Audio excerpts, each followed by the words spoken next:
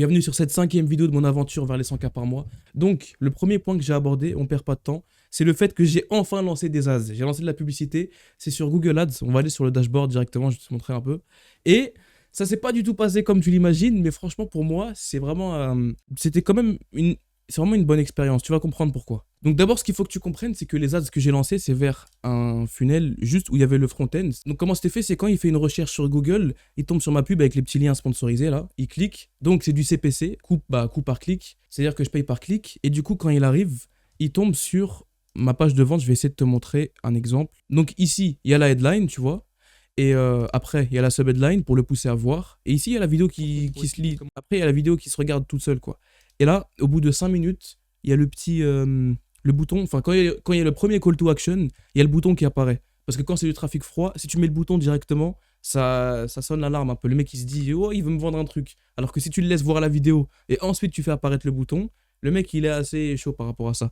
Donc si on voit sur le dashboard là, j'ai dépensé 100 € d'ads. Mon CPC moyen il était de 1,64 €, c'est gigantesque. Hein. Parce que pour les mots-clés que j'avais normalement, ça devait coûter plus ou moins 50 à 60 centimes par clic. Alors que là, 1,64 €. Mais je sais exactement pourquoi. Et justement, le fait que je sache pourquoi, c'est parce que je l'ai lancé, j'ai pris de l'expérience, j'ai expérimenté, j'ai compris. Parce que moi, ce que j'explique, c'est comment faire des vues sur le format short, sur le format court, sur les réseaux sociaux. Donc, que ce soit TikTok, YouTube Short, Réel, Insta et tout. Et le problème, c'est que le mec, il tape comment faire plus de vues ou alors un truc comme ça, et il tombe sur cette page. Une université canadienne a analysé, donc ça, c'est la headline. Analyser l'algorithme, dans le sens l'algorithme des réseaux sociaux. Leurs données montrent qu'un seul facteur décide des vues. Regarde cette courte vidéo pour comprendre lequel et pourquoi il change tout. Moi, je me suis dit, ça crée une open loop. Le mec, il veut faire plus de vues, il veut savoir c'est quoi ce facteur et tout.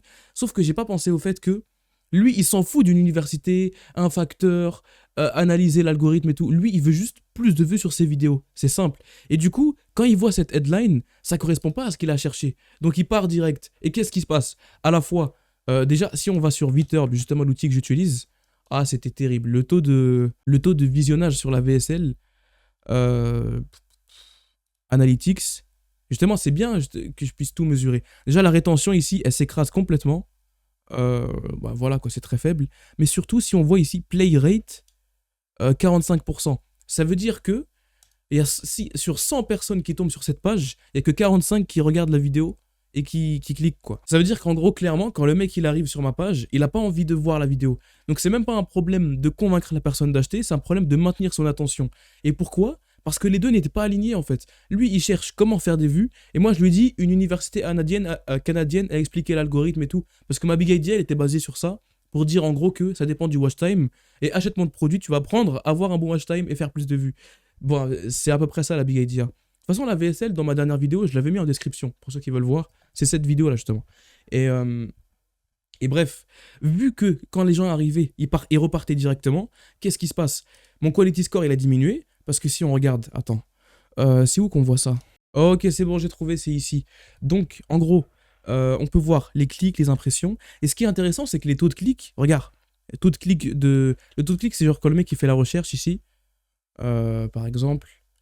Imagine, j'écris comment perdre du poids. Voilà, comment perdre du poids. Tout de suite, résultat sponsorisé. Là, il y a une pub. Le même système que moi, tu vois, pour cliquer là. Là, pareil, il y a la même chose. Et ce que je veux dire, c'est le taux de clic, c'est du coup, le taux de personnes qui cliquent là. Et par rapport à ça, comme on le voit dans les stats ici, 9 quasiment 10%, 17%, 25%. Ici 3%, bon ok, 50%, 9%. On est à peu près à 10% de taux de clic. Et ChatGPT, justement, j'utilise toujours comme acolyte. C'est ça que j'avais dit aussi. J'ai l'abonnement ChatGPT, je paye, je crois, plus de 20 balles par mois. Mais pour Google Ads, le media buying, je connaissais rien du tout. Et même le concept de pixel, je savais même pas ce que c'est. Il m'a aidé à bien setup le pixel, à mettre le lien sur mon site, enfin, à mettre le bout de code sur mon site, sur l'entête, machin. Il m'a expliqué comment ça fonctionne. C'est excellent. Et surtout, j'ai pas utilisé ChatGPT pour le faire à ma place. Mais au contraire, je lui ai dit, explique-moi. Comme ça, en fait, c'est comme si j'avais derrière mon épaule un mec qui sait faire du media buying, qui est ultra compétent, et il me dit, clique ici. Genre, c'est pas lui qui contrôle la souris à ma place. Il me dit, fais ça, fais ça, fais ça. Comme ça, moi, je le fais et je comprends le mécanisme. Et du coup, j'apprends, quoi. Surtout, j'apprends en faisant directement. Et ce que je veux dire, c'est que, du coup, comme je le voyais ici, dans les stats, le taux de clic était bon, mais ici, niveau de qualité, c'est ça, le quality score. 3%, 1%, 5%, 3%, 5%. Tu vois, en fait, il est très mauvais. Et ça, le quality score, c'est, attends, à faire un petit paint, c'est basé sur 3 choses. Euh, donc, la pertinence de quand ils arrivent. Est-ce que ta page correspond à ce qu'ils ont cherché? Et ça, de ce que je comprends, c'est mesuré par est-ce que les gens restent. Si les gens, quand ils cliquent, ils repartent direct, Google, il va se dire, ok, ça veut dire que la page, elle n'est pas pertinente, les gens sont pas satisfaits. C'est défini aussi par ton taux de clic, donc CTR. Moi, j'avais un bon taux de clic, donc ça, c'est bon. Et le comportement. En fait, j'ai capté. La pertinence, c'est ce que Google estime. Par exemple, les mots qui sont sur ta page par rapport à ce qu'il a cherché, est-ce qu'il considère que c'est assez similaire?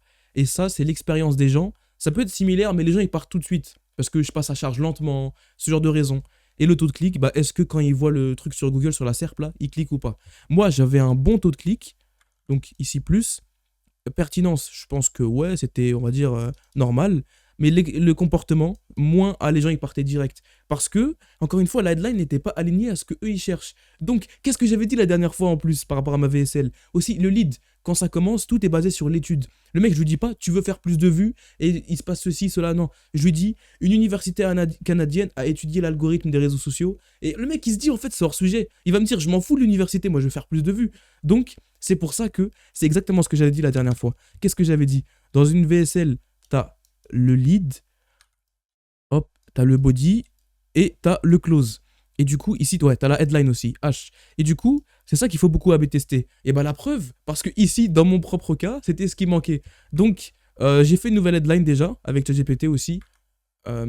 Encore une fois, lui, il propose des idées, des fois, il est maladroit et tout.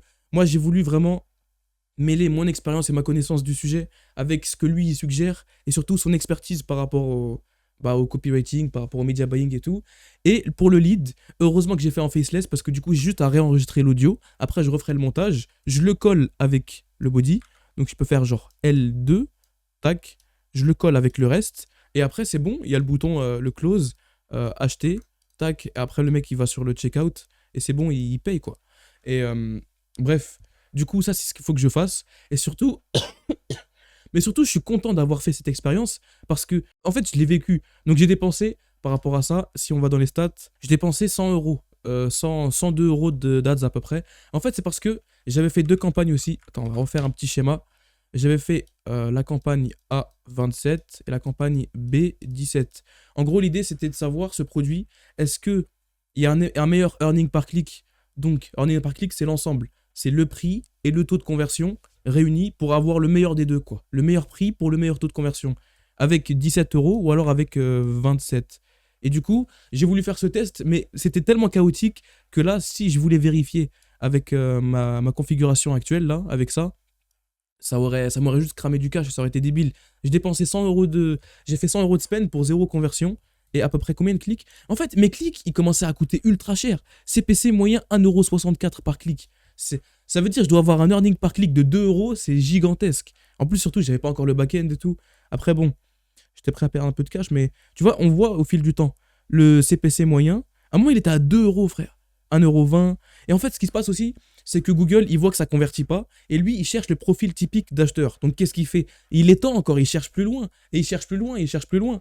Et bref, ça allait jamais finir, quoi. Parce que le problème, il était, pour moi, et surtout, tant que le quality score, il était faible, mes clics coûtaient cher. Donc, c'était débile. En plus, ce qui est bien par rapport à ça, c'est que, en fait, si tu peux savoir directement, est-ce que t'es dans le bon ou t'es pas dans le bon? Simplement parce que si t'es pas dans le bon, t'as à la fois, regarde, t'as à la fois le coût par clic qui monte et qui coûte cher, parce que les gens, ils partent vite. Du coup, t'as peu de visionnage sur ta VSL, t'as peu de gens qui regardent, et du coup, conversion. Dans tes conversions, t'as peu de conversions, il y a peu de personnes qui achètent. Et du coup, tu vois que tu spendes beaucoup pour peu vendre. Et dans le cas contraire, si ça correspond bien, et bah dans ce cas, ton coût par clic, il diminue. Le visionnage de ta VSL, il y a plus de taux de play rate. Ça, c'est bien que je puisse tout traquer, tu vois. Parce que si j'avais pas Viterb, j'aurais même pas les données pour savoir est-ce que les gens, ils cliquent ou pas. Ah oui, aussi, un truc que m'a suggéré ChatGPT, et c'est vrai que j'aurais dû le faire, mais j'ai pas pensé. Enfin, j'avais la flemme aussi, je sais pas comment on fait ça et tout, j'ai pas encore setup, c'est de mettre Hotjar. Tu sais, les heatmaps. En plus, à un moment, j'en parlais, les heatmaps et tout.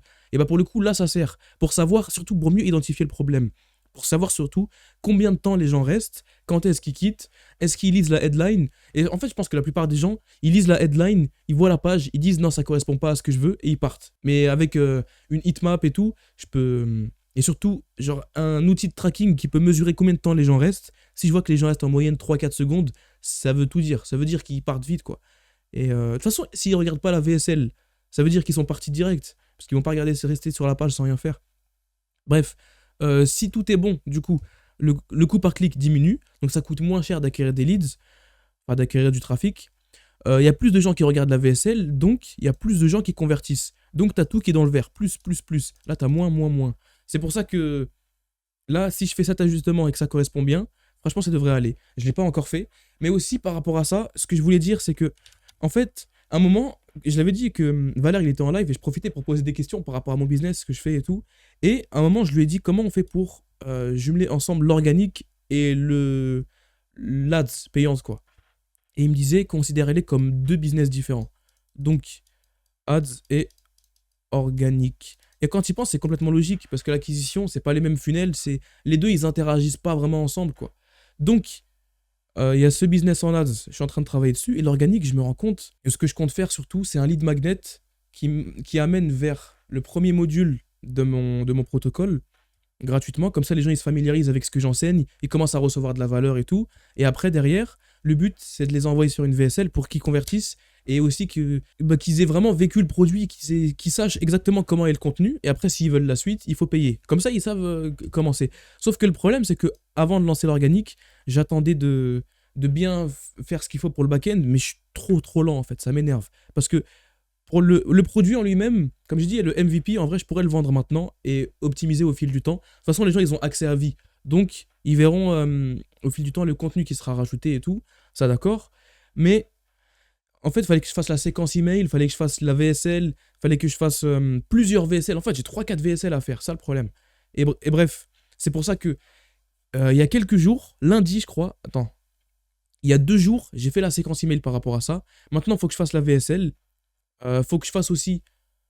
Bon, bref, faut que je fasse plusieurs VSL, je pense 2-3 pour qu'on soit bon. Et en vrai, j'ai déjà fait le process maintenant, c'est pas compliqué. Ce sera une structure différente, ce sera pas la structure SEO avec encourager les rêves, les peurs, les doutes. euh, quoi d'autre? Les suspicions. Bah, les suspicions, c'est les doutes. Jeter la pierre sur les ennemis et calmer les peurs. Ouais, voilà. Bref, ce sera pas cette structure, mais ce sera une structure différente et je verrai comment je fais ça. Mais pour l'organique, en vrai, je me dis, dès maintenant, il faut que je commence à récolter des leads et que je fasse du contenu. Donc par rapport à ça, en plus, on avait vu l'autre fois sur la mind map, j'ai plein de choses à faire.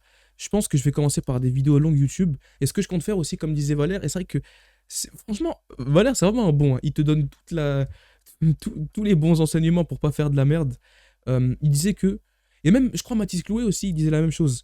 Le gros du contenu, c'est surtout YouTube. Et l'objectif, c'est que parce que c'est du format long, tu builds de la trust, tu donnes de la valeur, tu montres à quel point ce que tu dis c'est pertinent. Et le but c'est que sur tous les réseaux, donc tac, tu renvoies vers YouTube. Tous les réseaux, hop, ils renvoient vers YouTube. Et quand j'y pense aussi, c'est cohérent. Parce que moi, ce que je pensais à faire, c'est que tous les réseaux renvoient vers mon lead magnet pour choper les mails. Et après, après ils vont dans le process. Sauf que s'ils vont sur YouTube, dans chaque vidéo, il y aura un call to action vers le lead magnet. Donc, en fait, autant directement renvoyer sur YouTube. Et surtout, ça fait que les gens qui ont donné leur mail et qui commencent à consommer le lead magnet, le contenu, et qui avancent dans le funnel, ils me font plus confiance. Sauf que sur les formats courts, si je les envoie direct vers un lead magnet, ils me font pas confiance.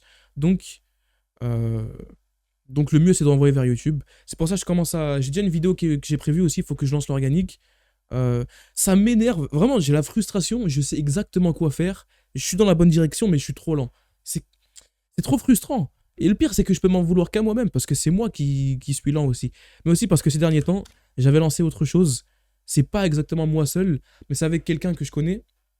En gros, c'est un projet d'acquisition de trafic. Le truc, c'est que j'ai trouvé une IA qui permet, si je fais les bonnes manipulations, de print du contenu organique. Enfin, c'est plusieurs IA ensemble que j'organise et que je réunis pour faire du contenu organique et du coup que je peux poster sur YouTube. Et c'est pas du vieux contenu IA généré mais qui est nul, que les gens n'aiment pas et tout. Au contraire, c'est des contenus où il y a des bons watch time, les gens ils apprécient.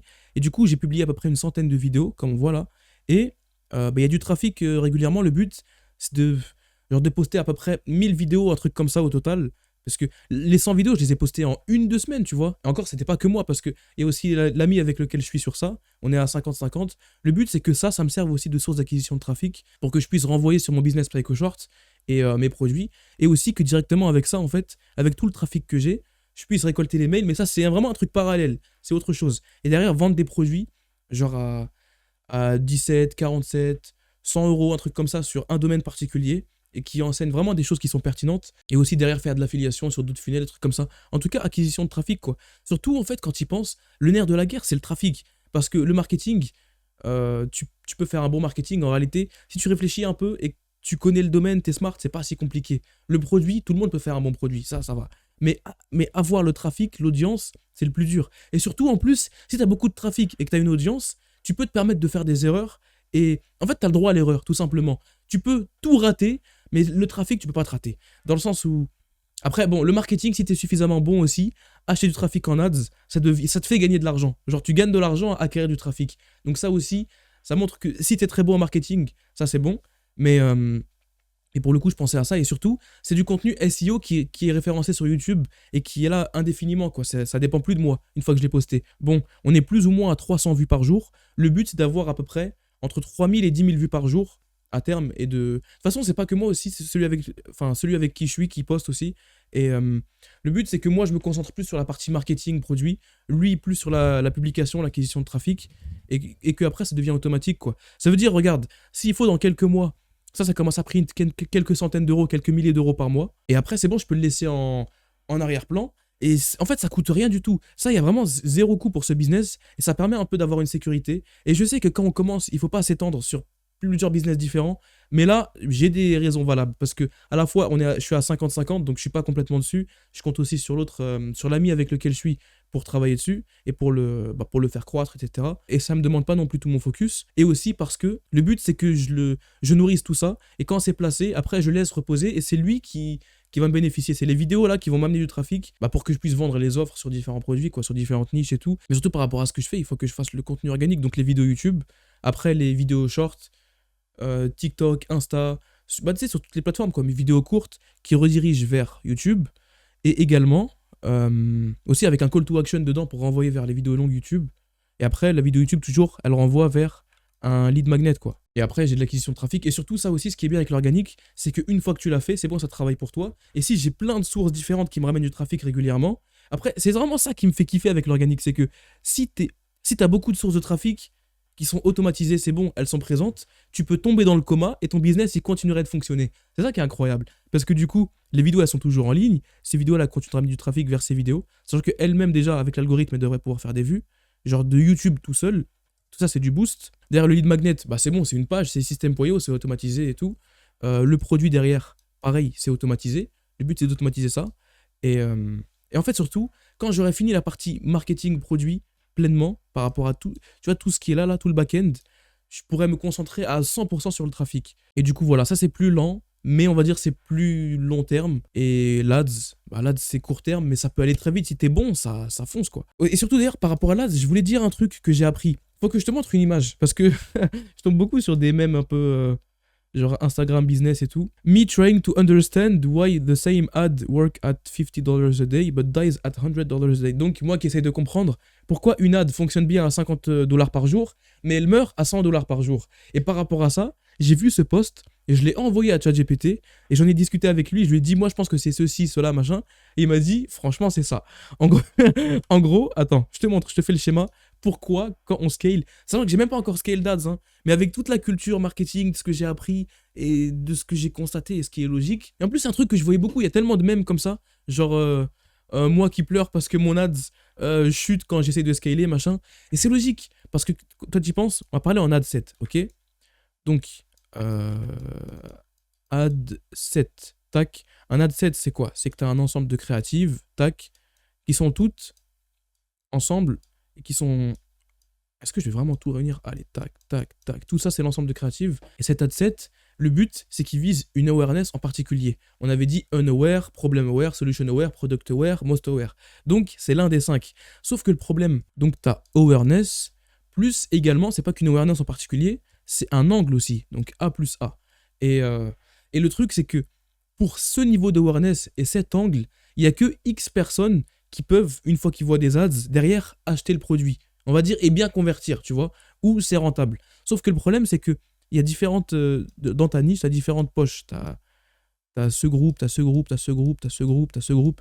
Et eux tous, à la fois pour l'angle, ils n'achètent pas pour les mêmes raisons. Et aussi pour l'awareness, ils n'ont pas besoin du même type de message pour acheter. Ça veut dire que quand tu scales, toi, tu avais une awareness et un angle particulier. Et après, une fois que tu as fini d'épuiser ton awareness, ce niveau d'awareness et cet angle, ce qui se passe, c'est que tu vas aller toucher des gens qui sont moins aware. Sauf que ce qu'il faut faire, c'est plutôt faire un ad set. Admettons, on va l'appeler l'ad set 1.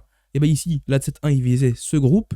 Et bien ensuite, au lieu d'essayer d'aller plus loin, alors que c'est bon, tu as fini d'épuiser ton groupe, il faut que tu fasses l'ad set 2 pour un angle différent et un niveau d'awareness différent. Ça, je sais pas exactement comment réunir les deux, l'awareness et l'angle, mais je pense tu fais un niveau d'awareness, tu prends du problem aware ou du solution aware. Je pense que c'est ce qui convertit le mieux, non? Product aware aussi, si c'est de l'e-com peut-être, je sais pas. Mais du coup, ici, après, ensuite, il faut faire un ad set différent. Et lui, tu le stabilises à son maximum, au maximum de son TAM. TAM, c'est quoi? Total Addressable Market. C'est-à-dire que là, en fait, tu as épuisé, genre, toi, tu es ici, là. Tu vois, tu as épuisé toute la poche d'audience que tu pouvais viser. Donc, qu'est-ce qui se passe quand tu vas aller plus loin? Et bah, tu as dépassé et tu as quitté le seuil de rentabilité. Voilà, faut voir que le seuil de rentabilité, c'était la ligne là. Ça, c'est un seuil de rentabilité. Et du coup, toi, quand tu es à l'intérieur, c'est bon, tu es rentable. Mais quand tu commences à trop scale, tu le dépasses et tu vises des gens à l'extérieur qui sont plus assez qualifiés pour acheter avec ce type d'ads et ce type d'angle. Donc, qu'est-ce qu'il faut faire? L'ad set, tu le laisses au maximum, genre tu le scales jusqu'à ce qu'il soit ROAS 1, jusqu'à ce que tu as visé tout ton total adressable market, ton TAM, et après tu le laisses comme ça. Et si tu veux scaler derrière, en fait, le scaling, c'est pas que tu augmentes le budget sur ce même ad set, sur lui là, mais c'est que tu fasses un nouvel ad set. Attends, hop, ad set 2, et que derrière tu fasses d'autres créatives et tout pour viser cette poche d'audience cette fois. Et du coup, c'est comme ça que tu scales dans un même marché. C'est que tout ça, c'est un marché. Tac. Sauf que dans ce marché, il y a différentes audiences qui à la fois achètent pour des raisons différentes, donc il faut un angle différent. C'est-à-dire, je sais pas, c'est comme si tu vendais un ordinateur. Un même ordinateur, tu peux convaincre les gens de l'acheter pour différentes raisons. Si c'est quelqu'un qui veut jouer, tu peux lui dire, avec ça, tu pourras jouer et t'as pas les limitations d'une console, tu pourras être libre, tu pourras faire ce que tu veux et tout. Si c'est quelqu'un qui veut travailler, tu peux lui dire, bah tu peux travailler avec ton ordinateur. Si c'est quelqu'un qui veut se divertir, tu peux lui dire, tu peux regarder des vidéos, tu peux faire ce que tu veux sur ton ordinateur. Si c'est quelqu'un qui veut... Tu vois, en fait, et si c'est quelqu'un qui veut travailler et que tu lui dis, tu peux jouer avec ton ordinateur, ou inversement, quelqu'un qui veut jouer, tu lui dis, tu peux travailler avec cet ordinateur, c'est pas les mêmes poches, tu vois, c'est pas les mêmes choses. Enfin, c'est pour dire que chaque type de personne a un angle différent.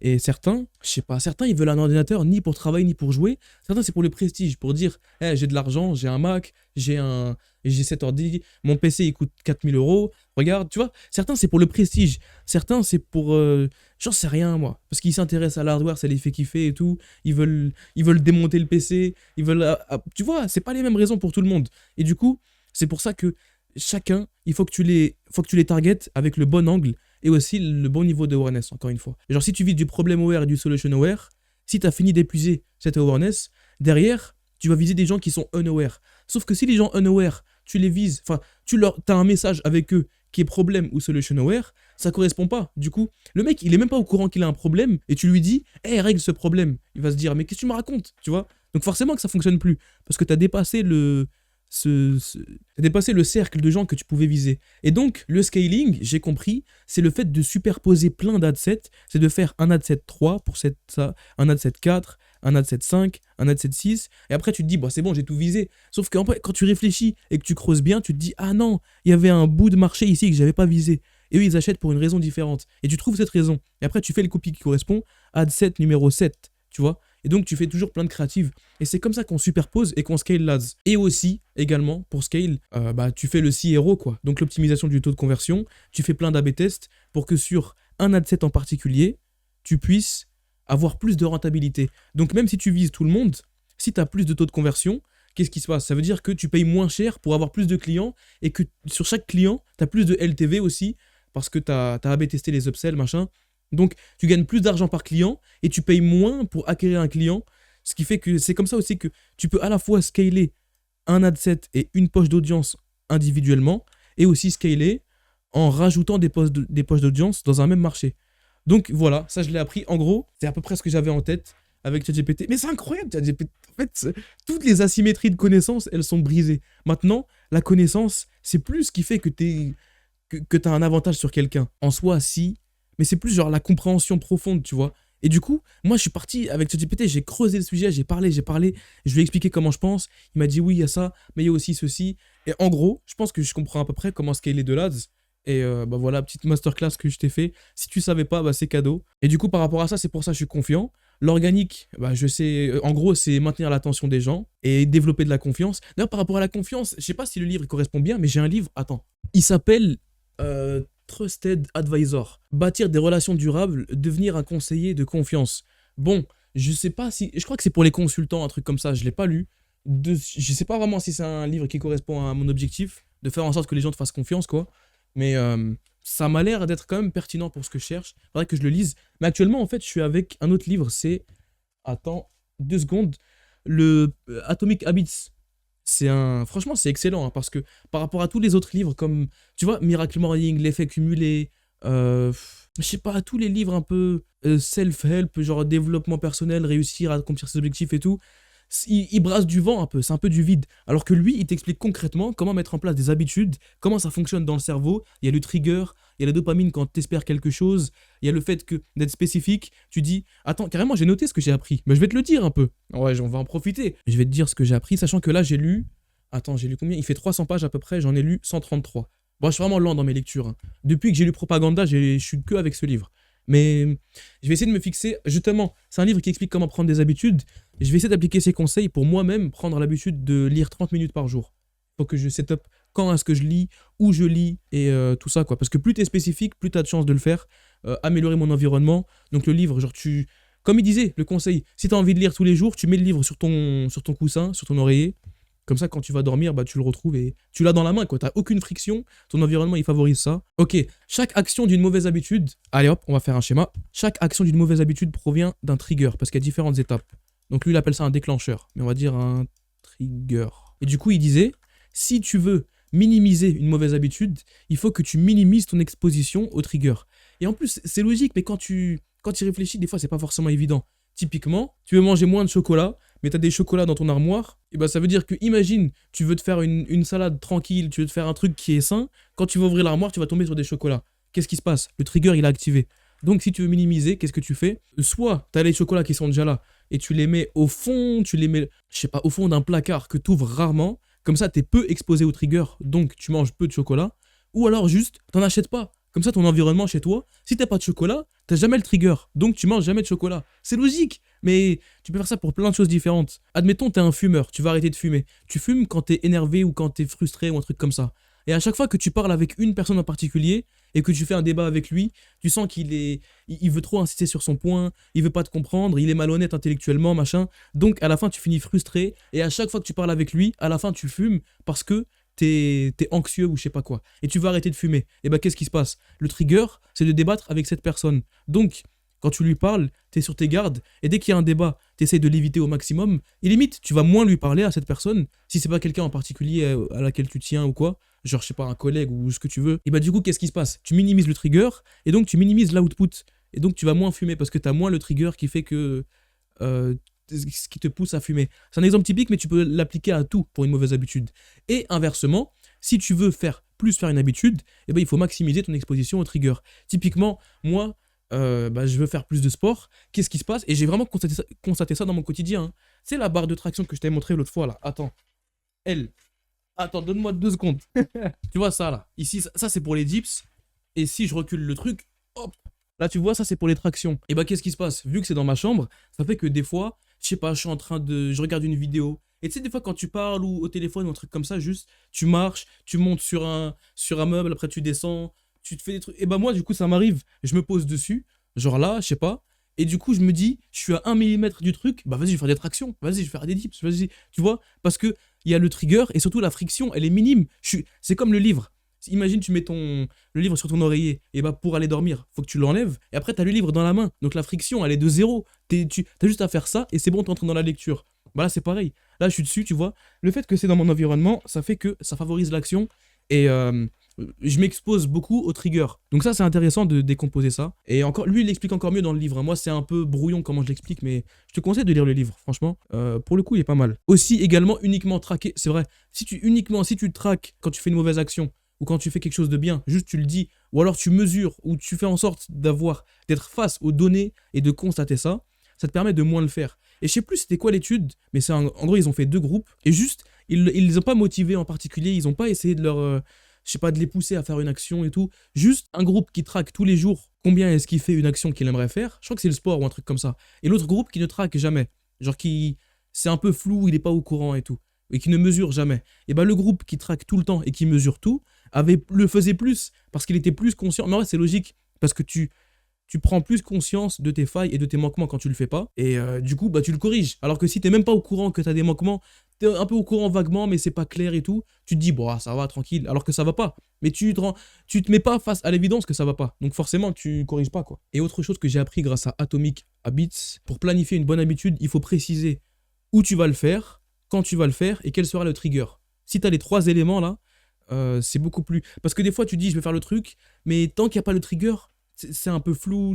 Alors que si tu dis concrètement, dès que je vais dormir, eh bah, je lis dès que je vais dormir. Ça, c'est quand? C'est le temps. Le lieu, bah, c'est le lit. Et le trigger, c'est je ramasse le livre. Hop, c'est bon. Et bah là, tu fais ta lecture. Et du coup, bah en fait, tant que tu as les 3 éléments, tu as beaucoup plus de chances. Parce que si tu dis, j'ai envie de lire tous les soirs, c'est flou. T'as pas un moment précis où tu dis, en fait, tu peux te dire, je le ferai plus tard. Je le ferai, bon, c'est pas le moment maintenant. Alors que si t'as mis en place le fait que dès qu'il y a ce trigger, il faut lire tout de suite, tu sais, est-ce que c'est le moment ou c'est pas le moment. Donc, tu peux beaucoup plus mettre en place ces actions, quoi. Et par rapport à ça, je me rends compte que lire 30 minutes par jour, en 30 minutes, moi, je pense que je lis entre 15 et 20 pages à peu près. Un truc dans le genre. Après, ça dépend du livre, ça dépend de pas mal de choses. Disons 20 pages en moyenne. 20 pages par jour, c'est que c'est gigantesque quand tu y penses. Parce que ça veut dire qu'en une semaine, tu lis 140 pages. Vas-y, en une semaine et demie, tu lis un livre de 200 pages. 200 pages, ça veut dire à peu près 4 livres par mois. 4 livres par mois, c'est gigantesque. Et 50 livres par an, c'est juste 30 minutes par jour. C'est pour ça, regarde, Atomic Habits, un rien peut tout changer. Et justement, c'est tout le point du livre. C'est qu'un tout petit élément, si tu le fais énormément, l'effet cumulé aussi parle de la même chose. Un petit élément, si tu le fais beaucoup, et bah, ça a une grande conséquence dans le futur. 50 livres par an. Dans ma vie, moi, j'ai commencé à lire il y a 3 ans à peu près, quand j'étais en seconde. J'ai commencé avec Père riche, Père pauvre, je me rappelle. Et j'ai dû lire une vingtaine de livres à peu près, au total. Disons entre 20 et 30 livres au total, en 3 ans. Alors que là, si je me fixe à ça, juste 30 minutes par jour, c'est tout. Pouah, les 20 livres, je les ferai en 6 mois, quoi. Et encore une fois, l'environnement, c'est le meilleur moyen de maintenir une habitude à long terme sans que ça te coûte de volonté. Parce que là, du coup, c'est pas comme si j'avais besoin de dire, ok, je fais l'effort de partir vers la barre de traction, après je vais devoir monter, après je vais devoir tirer. Là, je suis déjà dessus, juste à tirer, c'est tout, et c'est simple, quoi. Et voilà, du coup, ce que j'ai appris grâce à Atomic Habits. Encore, je l'ai pas fini, il faut que je continue de le lire. Et aussi, un truc que je voulais dire, c'est que le fait que je fasse ces vidéos où je documente tout, c'est tellement bien, franchement. Je sais pas si je l'avais dit la dernière fois, mais c'est l'une des meilleures décisions, parce que ce que je dois faire, c'est rendu public. Genre, j'ai des comptes à rendre, tu vois. Et en quelque sorte, c'est documenté. Ça veut dire que la dernière fois, j'avais dit que j'allais lancer de l'ADS. Du coup, entre-temps, je l'ai fait. Mais avant que je le fasse, il y a tout le monde qui me disait, est-ce que t'as lancé l'ADS? Est-ce que t'as lancé l'ADS? Genre, je crois 5 personnes différentes. Ils me disaient, t'as lancé l'ADS, t'as lancé l'ADS. Je dis non, plus tard. Parce que, en fait, c'était la première fois que je fais une campagne. Donc, il fallait faire le compte Google Ads. Fallait mettre, fallait enregistrer la carte pour l'argent, comprendre comment ça fonctionne et tout. Il fallait setup la campagne. Il fallait setup l'adset. Il fallait, oh, qu'est-ce que c'était long de setup le pixel aussi. Le pixel, ça m'a beaucoup ralenti. Mais tu vois, il faut l'apprendre une fois et après c'est bon, tu sais comment ça se passe pour le reste de ta vie. Bref, du coup, il y avait tellement d'étapes, mais surtout, si je traînais un peu trop, les gens me disaient, t'as lancé l'ADS ou pas? T'as lancé. Du coup, ils me remettaient face à l'étape qui est nécessaire et ce que je dois faire. Et le fait qu'on me le dise régulièrement comme ça me pousse vraiment à aller vers le haut, quoi. Et si j'étais seul, je pourrais traîner, je dis, ouais, je le ferai plus tard, ça va, j'ai le temps et tout. Sauf que là, j'ai pas le temps parce que si je le fais pas, en quelque sorte, socialement, c'est humiliant un peu. Genre, je sais ce qu'il faut faire, mais je le fais pas. Ça veut dire que je suis une merde, quoi. C'est ça que ça veut dire. Sauf que moi, j'ai pas envie d'avoir cette punition sociale. Et j'ai réussi à inverser la tendance pour avoir le truc du bon côté. Parce qu'en plus, quand t'es dans l'entrepreneuriat, quand tu t'intéresses pas trop aux études supérieures, à tout ce qui est académique, et que tu veux te débrouiller tout seul, tu veux ton business, tu veux pas avoir un job, oh, socialement, quand t'es au début et que tu fais pas d'argent, cette partie-là, oh, qu'est-ce que c'est... Faut avoir les épaules solides, hein. Non, faut avoir le cœur solide ou je sais pas quoi. Parce que tu seras vraiment vu comme un singe. Mais, mais tranquille. Mais ce que je veux dire, c'est que là, j'ai réussi à inverser la tendance sociale. C'est que si je fais pas ce qu'il faut que je fasse, c'est là qu'on me verrait comme un singe. En mode, tu sais ce que tu dois faire, mais tu le fais pas, bah t'es un singe, quoi. Et, et bref, c'est pour ça que je suis vraiment content d'avoir fait cette chaîne. Franchement, ça bénéficie beaucoup. Et je vais essayer de régulièrement continuer de documenter tout ce que je fais et tout. Et du coup, pour la prochaine vidéo, je vais faire la V2 de l'Ads. Je vais essayer de faire au moins une vidéo YouTube. Et après, bah, je vais documenter comment ça se passe. Quand je commencerai à acquérir des leads et potentiellement commencer à faire des ventes ici. Sachant que ici, une vente, c'est à peu près 500 euros. Hein, donc c'est du gros chiffre. En même temps, vu le contenu, franchement, ça en vaudra le coup. Et aussi, bah, ça, on verra. Pour le testing, est-ce que je vois quel est le meilleur prix? Et après, derrière, je pourrais faire l'upsell et tout. En tout cas, je sais quoi faire, surtout qu'il ne faut pas que je traîne. Et aussi, d'ailleurs, un mot à dire, Égypte. Voilà, je vais pas en dire beaucoup, mais juste Égypte. Peut-être que plus tard, ce sera un easter egg, peut-être qu'on verra. Il n'y a rien qui est officiel pour l'instant, mais juste Égypte, c'est un mot. Voilà, bref, je m'arrête sur ça. On verra comment ça avance pour les prochaines fois. En tout cas, je suis très content de tout ce que j'apprends. Et je vois vraiment mon cerveau qui évolue et qui... Genre maintenant, c'est bon, j'ai le blueprint pour faire de l'argent. Il faut agir, c'est tout. Certes, je suis lent, c'est mon facteur limitant, mais si je mets en place des process pour être plus productif et pour plus faire ce qui fait avancer vers les objectifs, et bah je pourrais y aller vite, quoi. Donc voilà. En fait, il me faut de la pression aussi. Mais c'est bien, cette chaîne, elle me met la pression. Bref, merci de m'avoir écouté. Bah, à plus tard pour la 6e vidéo où je documente tout ça. Je me demande, il faudra combien de vidéos pour atteindre les 100K par mois. On verra. Mais voilà. En tout cas, je suis content des avancées et à la prochaine.